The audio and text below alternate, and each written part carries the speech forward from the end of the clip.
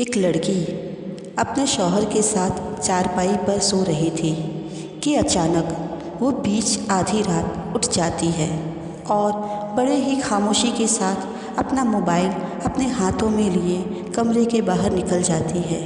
لیکن اس لڑکی کا شوہر اسے کمرے سے باہر نکلتے ہوئے دیکھ لیتا ہے۔ اس کے شوہر کو اس کی بیوی پر شک ہوتا ہے کہ بھلا آدھی رات وہ ہاتھ میں موبائل لیے کمرے کے باہر کیوں گئی۔ تھوڑی دیر بعد اس کی بیوی واپس آ کر خاموشی کے ساتھ چارپائی پر لیٹ جاتی ہے۔ اس کا شوہر یہ سارے ماجرے خوب دیکھ رہا ہوتا ہے، لہٰذا اس کے دماغ میں ایک خیال آتا ہے۔ دوسری رات اس نے اپنا سم کارڈ اپنی بیوی کے موبائل میں ڈال دیا اور اس کی بیوی کا سم کارڈ اپنے موبائل میں ڈال دیا تاکہ پتہ چل سکے کہ وہ اتنی رات گئے کس سے بات کرتی ہے، کس سے ملتی ہے۔ رات ہو گئی تو اس کی بیوی خاموشی کے ساتھ موبائل اٹھایا اور کمرے سے باہر نکل گئی۔ خاوند کو اور شک ہو گیا اور انتظار کر رہا تھا کہ کوئی تو اس کے نمبر پر کال کرے گا، لیکن کسی کا بھی کال نہیں آیا اور نہ ہی میسج آیا، اور اسی دوران اس کی بیوی بھی کمرے میں واپس آ کر لیٹ گئی۔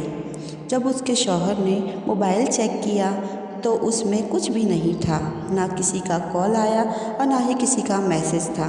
اس کے شوہر کو اور بھی زیادہ شک ہو گیا کہ ضرور اس نے کال اور میسج جو ہے وہ ڈیلیٹ کر دیے ہیں۔ تیسری رات پھر ویسا ہی ہوا۔ لڑکی روم سے باہر نکلی۔